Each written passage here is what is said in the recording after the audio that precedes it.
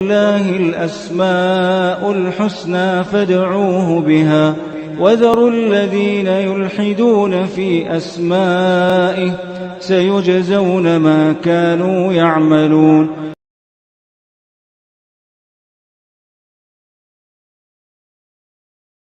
الحمد لله رب العالمين وبه نستعين وصلى الله وسلم على سيد الأنبياء والمرسلين وعلى آله وأصحابه أجمعين ومن تبعهم بإحسان إلى يوم الدين أما بعد. اللہ سبحانہ وتعالیٰ کے اسماء حسنہ اور اس کے صفات علیہ سے متعلق جو دروس کا سلسلہ ہے، آج کی اس نشست میں انشاءاللہ اسم اعظم کیا ہے اس بارے میں معلوم کریں گے انشاءاللہ.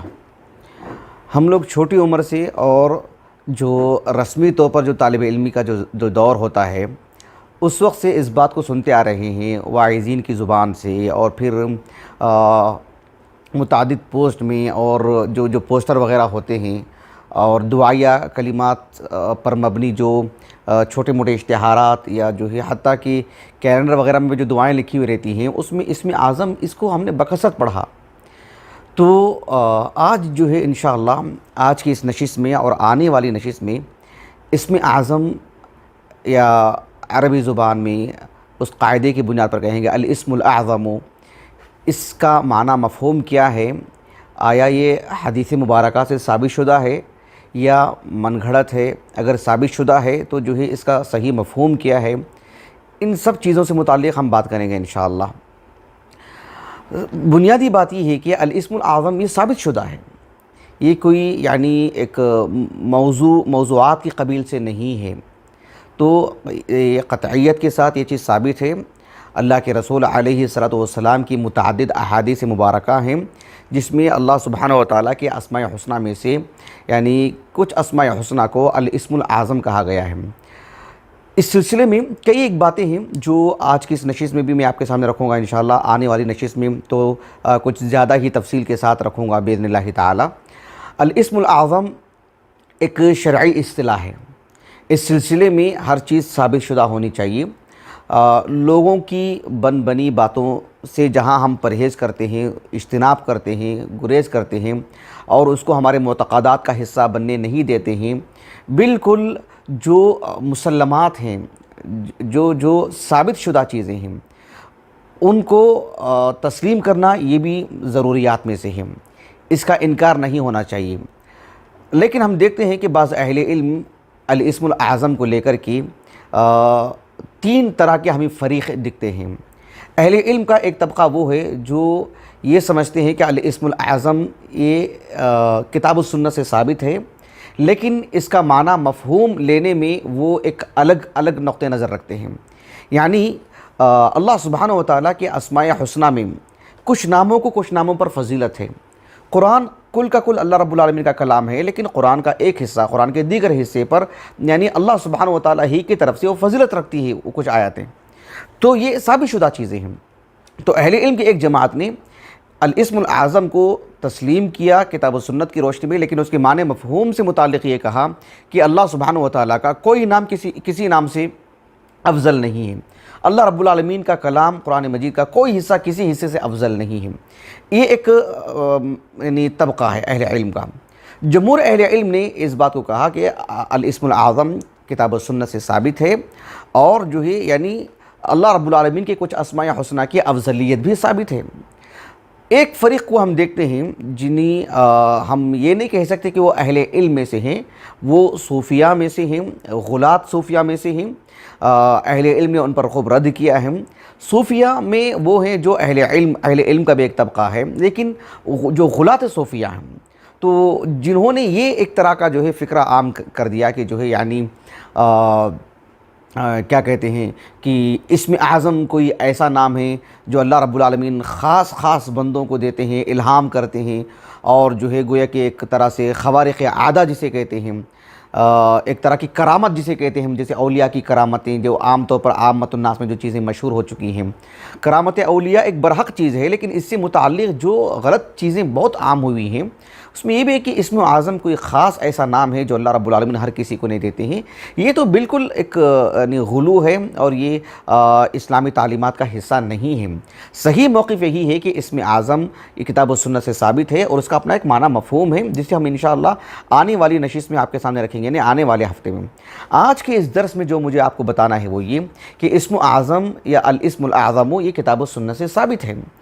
اس سلسلے میں ہم دیکھتے ہیں کہ محدثین میں سے خصوصیت کے ساتھ امام ابو عبداللہ ابن ماجہ رحمہ اللہ القزوینی، امام ابن ماجہ رحمہ اللہ کی جو السنن ہے اس میں ایک مستقل کتاب ہے کتاب الدعاء، اور انہوں نے اس میں باب قائم کیا ہے کہ باب اسم اللہ الاعظم، یعنی اسم اللہ الاعظم اس عنوان کے تحت آپ نے ایک بابی قائم کیا ہے.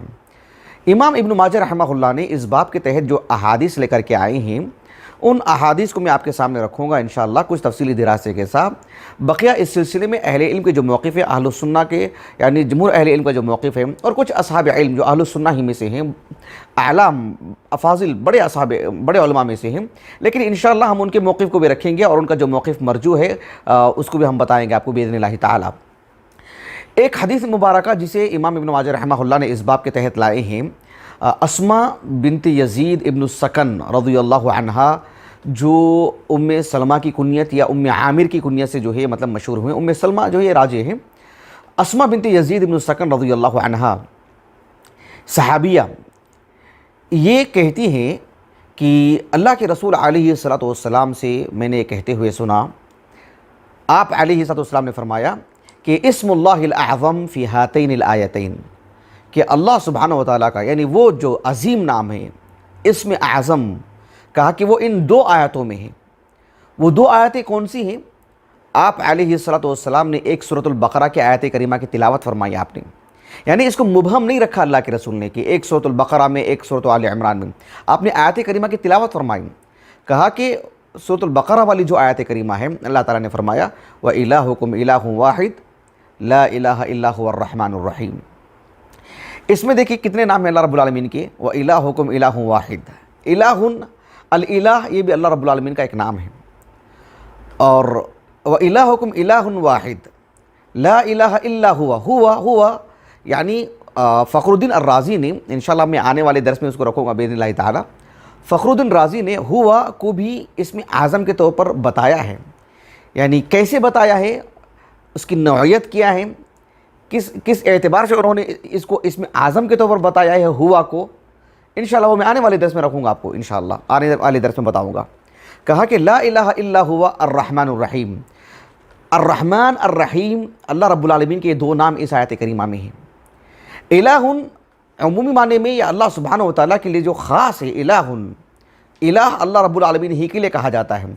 اس اعتبار سے اس آیت کریمہ میں الرحمن الرحیم کے ساتھ الالہ، گویا کہ اللہ رب العالمین کے یہ نام اس آیت کریمہ میں موجود ہیں. کہا کہ وفاتحۃ سورۃ آل عمران، آپ صلی اللہ علیہ وسلم نے فرمایا کہ دوسری آیت کریمہ وہ ہے جو سورۃ آل عمران کے آغاز میں ہے، الف لام میم اللہ لا الہ الا ہوا الحی القیوم. وہاں پر بھی دیکھیے اللہ لا الہ الا ہوا الحی القیوم، اللہ اور الحی القیوم. تو گویا کہ ان دو آیتوں کو ذکر کیا اللہ کے رسول نے علیہ السلام، اور کہا کہ ان دو آیتوں میں جو اللہ تعالیٰ کے نام ہیں ان ناموں کو اللہ کے رسول علیہ السلام نے اسم اعظم کہا. تو گویا کہ اسم اعظم ایک نام نہیں ہے، متعدد نام ہیں. ان میں سے یہ دو آیتیں اللہ کے رسول علیہ السلام نے پڑھا ہے، اور یہ جو حدیث مبارکہ ہے سنن ابن ماجہ کی ہے، کتاب الدعاء کی. حافظ ابن حجر رحمہ اللہ نے اس حدیث مبارکہ سے متعلق فتح الباری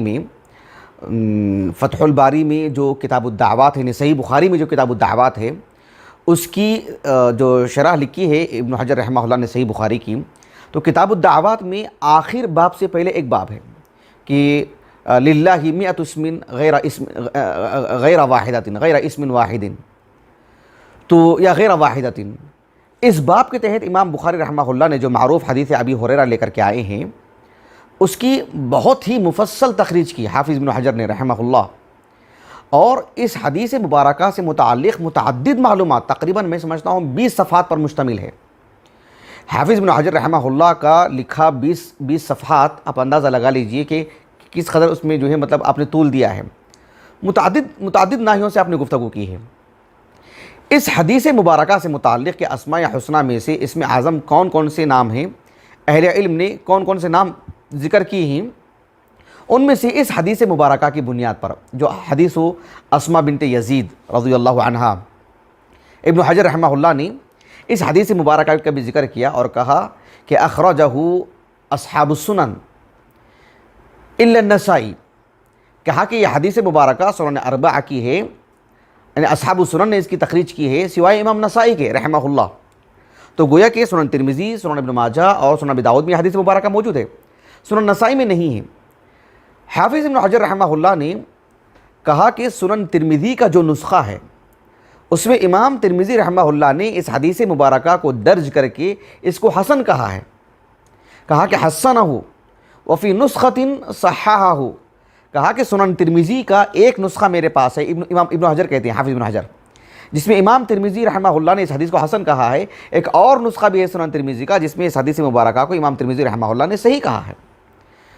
ابن حجر رحمہ اللہ نے کہا کہ وفیہ نظر، حافظ ابن حجر رحمہ اللہ نے کہا کہ لأنه من حدیث شہر ابن حوشب، اس لیے کہ یہ حدیث شہر ابن حوشب سے ثابت ہے۔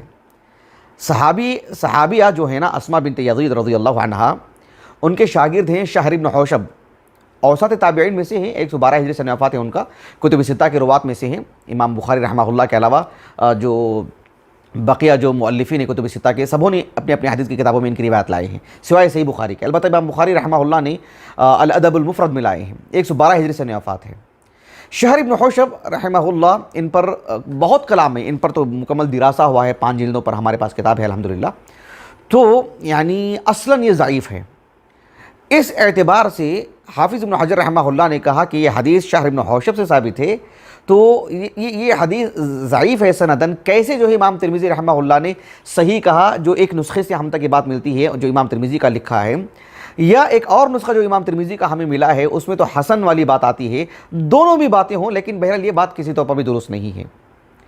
شیخ محمد ناصر الدین البانی رحمہ اللہ نے جو سنن ابی داؤد کی جو مفصل آپ نے تخریج کی، جسے آپ نے 2 حصوں میں تقسیم کیا، صحیح سنن ابی داؤد، ضعیف سنن ابی داؤد، ہمارے پاس ہے میرے انداز سے کتنے 9-10 جلدوں میں ہے وہ، تو اس میں شیخ البانی رحمہ اللہ نے بھی اس بات کی طرف اشارہ کیا کہ امام ترمذی رحمہ اللہ کا اس حدیث کو صحیح کہنا، یہ امام ترمذی رحمہ اللہ کا سے متعلق اہل علم نے آپ کا جو تساہل بتایا ہے اس باب میں، کہا کہ وہ اسی قبیل سے ہے۔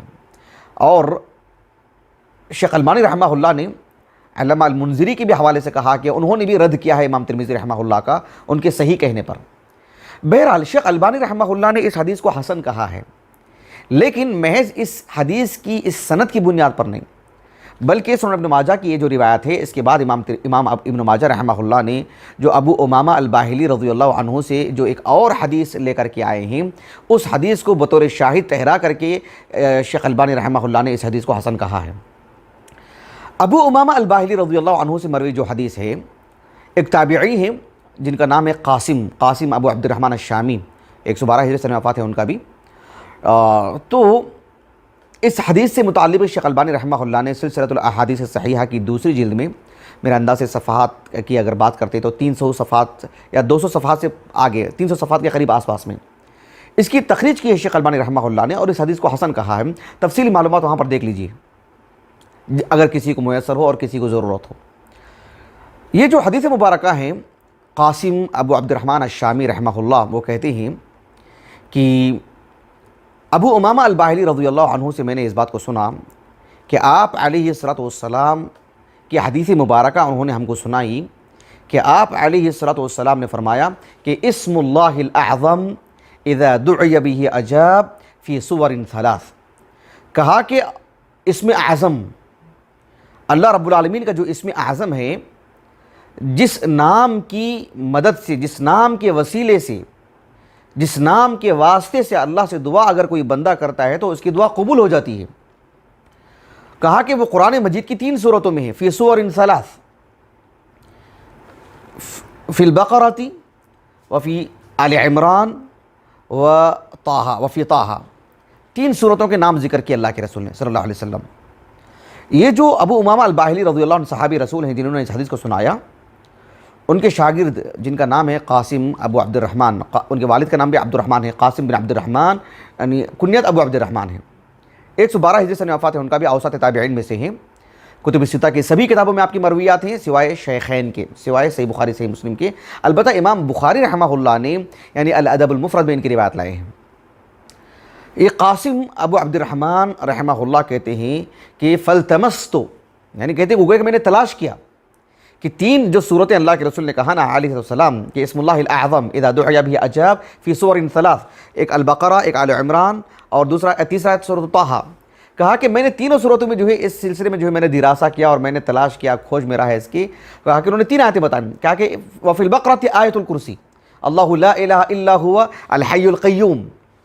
سورۃ آل عمران کا آغاز الف لام میم اللہ لا الہ الا هو الحی القیوم، اور سورۃ طٰہٰ کا بالکل اواخر وعنت الوجوہ للحی القیوم۔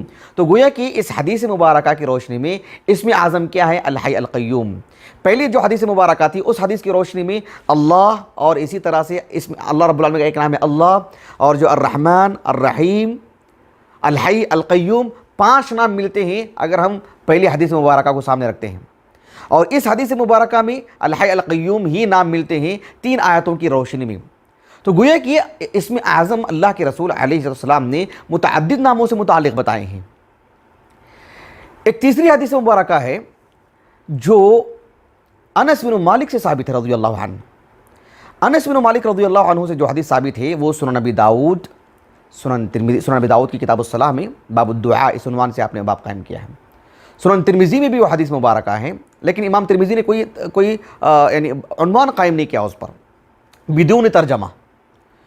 اور اسی طرح سے امام ابن ماجہ رحمہ اللہ نے بھی اس حدیث کو اپنے سنن میں لے کر کے آئے ہیں کتاب الدعاء میں۔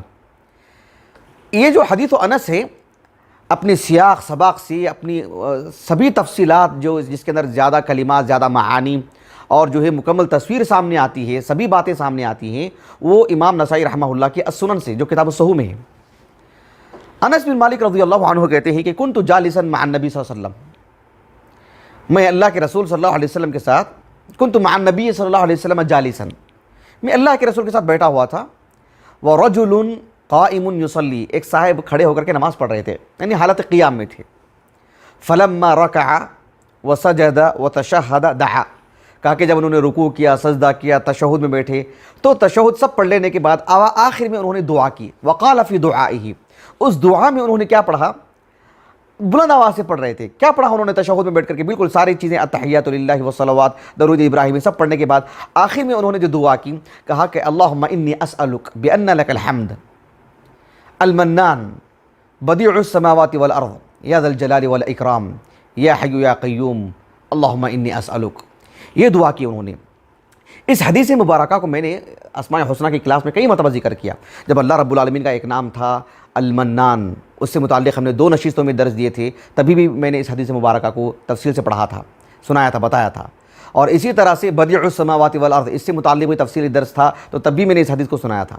ذو الجلال والاکرام پر مستقل درس تھا، اس وقت بھی میں نے اس حدیث مبارکہ کو سنایا تھا۔ اللہ رب العالمین کا ایک اور نام ہے الصمد، جب اس سے متعلق ہمارا درس تھا تو تب بھی میں نے اس حدیث مبارکہ کو سنایا تھا۔ الحنان، یہ اللہ رب العالمین کے اسماء الحسنہ میں تو ثابت نہیں ہے، لیکن اس وقت بھی اس حدیث مبارکہ کو میں نے ذکر کیا تھا۔ تو بہرحال یہ صاحب نے یہ دعا پڑھی۔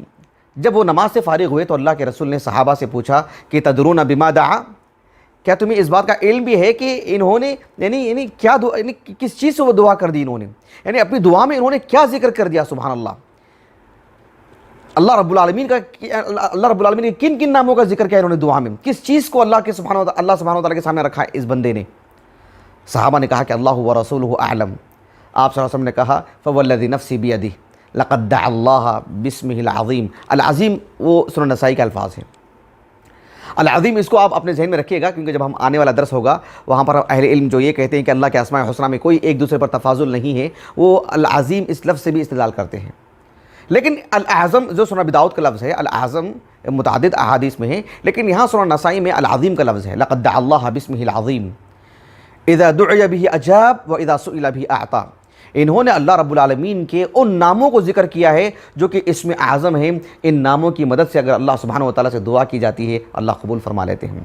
اگر اللہ سبحانہ و تعالیٰ سے ان ناموں سے جو ہے یعنی مانگا جاتا ہے تو اللہ رب العالمین ضرور عطا کرتے ہیں. میں بڑی دیانتداری سے کر رہا ہوں سبحان اللہ.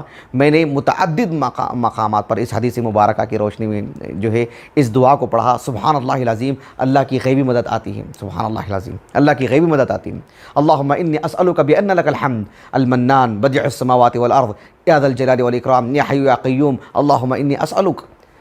یہ اللہ کے رسول نے کہا اذا دعی به اجاب فوالذی نفسی بیدہ لقد دعا اللہ باسمہ العظیم اذا دعی به اجاب واذا سئل به اعطا. یہ ایک حدیث مبارکہ ہے جسے شیخ البانی رحمہ اللہ نے اس حدیث مبارکہ پر بھی حسن کا حکم لگائے ہیں, بلکہ اس حدیث مبارکہ کو صحیح کہا شیخ البانی رحمہ اللہ نے. ایک اور حدیث مبارکہ ہے اس باب سے متعلق جو امام ابن ماجہ رحمہ اللہ کی السنن سے ہے, کتاب الدعاء سے. بریدہ بن حصیب رضی اللہ عنہ معروف صحابی, ان سے متعلق میں نے کافی مرتبہ کہا ہے, یہ جو ہے خراسان چلے گئے تھے, مرو تک چلے گئے تھے, خراسان کا ایک علاقہ. ان کی آل اولاد احفاد وہیں پلے بڑے اور بہت صاحب علم اولاد تھی ان کی, بریدہ بن حصیب کی رضی اللہ عنہ. 63 ہجری سن وفات ہے, مرو میں انتقال ہوا, یعنی خراسان کی بات کر رہا ہوں میں. بریدہ بن حصیب رضی اللہ عنہ کہتے ہیں یہ جو حدیث مبارکہ ہے یہ سنن ابن ماجہ کی ہے. اللہ کے رسول علیہ الصلوۃ والسلام سے متعلق جو انہوں نے کہا کہ آپ علیہ الصلوۃ والسلام یعنی ایک آدمی کو آپ نے دیکھا کہ وہ دعا کر رہا تھا اللہ سبحانہ و تعالیٰ سے. وہ کیا دعا کر رہا تھا کہ اللہم انی اسألک بأنک انت اللہ الاحد الصمد الذی لم یلد ولم یولد ولم یکن لہ کفوا احد. اللہ کے رسول نے کہا صلی اللہ علیہ وسلم کہ اس بندے نے اللہ سبحانہ و تعالیٰ کی اسم اعظم سے دعا کی ہے. کہا کہ اس بندے سے اللہ تعالیٰ نے کہا, اللہ کے رسول نے کہا اس صحابی سے کہ لقد سألت اللہ باسمہ العظیم یا باسمہ الاعظم, کہ تم نے آپ اللہ سبحانہ و تعالیٰ سے اسم اعظم سے دعا کی ہے. تم نے اس نام سے اگر کوئی دعا کرتا ہے اذا سئل به اعطا اذا دعی به اجاب واذا سئل به اعطا, اس نام سے کوئی اللہ سبحانہ و تعالیٰ سے دعا کرتا ہے تو اس کی دعا قبول ہو جاتی ہے, اللہ تعالیٰ قبول کر لیتے ہیں. کیا یہ کوئی عام واقعہ ہے؟ کیا ان کے لیے خاص ہے؟ نہیں. سبحان اللہ العظیم, ایک بڑا واقعہ ہے, یہ ایک بڑی بات مل رہی ہے اس حدیث مبارکہ سے. دیکھیے اس حدیث کی روشنی میں آپ غور کر کے دیکھیے کہ جتنے احادیث ہم نے آپ کے سامنے رکھے ہیں, اللہ الرحمن الرحیم الحی القیوم المنان بدیع السماوات والارض ذو الجلال والاکرام اور الاحد الصمد, یعنی اتنے سارے نام مل رہے ہیں, اتنے سارے نام مل رہے ہیں. ان سبھی ناموں کو اللہ کے رسول علیہ السلام نے اسم اعظم کہا. اور حافظ ابن حجر رحمہ اللہ نے فتح الباری میں اس حدیث مبارکہ سے متعلق لکھا کہ هو ارجح من حیث السند من جمیع ما ورد فی ذلک. اس موضوع سے متعلق, اس باب سے متعلق جتنی احادیث ہیں سند کے اعتبار سے اصح ترین سند کہا کہ یہی جو حدیث بریدہ ہے. اور شیخ البانی رحمہ اللہ نے کہا کہ وہو کما قال, کہا کہ ابن حجر رحمہ اللہ نے جو بات کہی السلسلہ الضعیفہ میں, شیخ البانی رحمہ اللہ نے 13ویں جلد میں جو اس کا الجزء الاول ہے اس میں تخریج کی. شیخ البانی رحمہ اللہ نے ایک حدیث کی جس میں اسم اعظم یا رب کر کے, یعنی ربی کر کے اسم اعظم, لیکن وہ صحیح سند سے ثابت نہیں ہے. اس کی تخریج کرتے ہوئے شیخ البانی رحمہ اللہ نے اس بات کو ذکر کیا کہ ابن حجر نے جو بات کہی ہے کہ سب سے اصح ترین سند سے جو اس موضوع کی حدیث پہنچی ہے وہ حدیث بریدہ. کہا کہ وہ کما قال واقرہ الشوکانی فی یعنی تذکرۃ الذاکرین, نہیں دوسری کتاب ہے قاضی شوکانی کے رحمہ اللہ. قاضی شوکانی رحمہ اللہ کی ایک کتاب کا حوالہ دیتے ہوئے کہا کہ قاضی شوکانی نے بھی یہی بات کہی ہے اور شیخ البانی رحمہ اللہ نے اس بات کو یہی کہا ہے.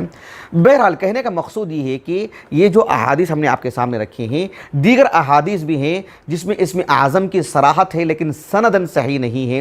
کچھ اور احادیث ہیں جس میں یعنی اللہ تعالیٰ کے کچھ اور نام ملتے ہیں لیکن اسم اعظم کی اس میں جو ہے یعنی صحیح سند سے ثابت نہیں ہے. صحیح آسانی سے جو احادیث ثابت ہیں وہ یہی ہیں جن میں اسم اعظم سے متعلق اتنے سارے نام بتائے گئے ہیں. لیکن ان ناموں کی عظمت کس اعتبار سے, اس سے کیسے دعا کریں گے, اور جو ہے جو اہل علم نے کہا کہ اسم اعظم تو ہے لیکن اس کا وہ معنی نہیں ہے کہ ایک نام کو دوسرے ناموں پر فضیلت نہیں ہے, تو کیوں نہیں ہے, ان کا کیا موقف ہے, یہ تفصیلات میں آپ کے سامنے انشاءاللہ آنے والے درس میں رکھوں گا. آج صرف میں نے آپ کے سامنے یہ نصوص رکھے ہیں کتاب و سنت سے، یعنی احادیث سے ثابت ہونا، کتاب و سنت سے ثابت ہونا، یہ ایک ہی بات ہو جائے گی. کتاب و سنت سے یہ بات ثابت ہے کہ اسم اعظم ہے، متعدد نام ہیں. انشاءاللہ ان ناموں سے متعلق اہل علم کے دو موقف ہونے کے ساتھ ساتھ اس کا ہماری زندگی میں کیسے اثر ہو، کیسے ہم اللہ سے دعا کریں، یہ تفصیلات انشاءاللہ میں آنے والے درس میں آپ کے سامنے رکھوں گا. اللہ سبحانہ و تعالیٰ سے دعا ہے کہ اللہ رب العالمین ہمیں اس کے اسماء حسنہ سے واقف ہونے، اس کی معرفت حاصل کرنے اور اپنی دعاؤں میں اس کو ذکر کرنے اور جو ہے اسم اعظم کا خصوصی اہتمام کرنے کے اللہ میں توفیق عطا فرمائے. سبحانک اللہم و بحمدک، اشہد ان لا الہ الا انت، استغفرک و اتوب الیک.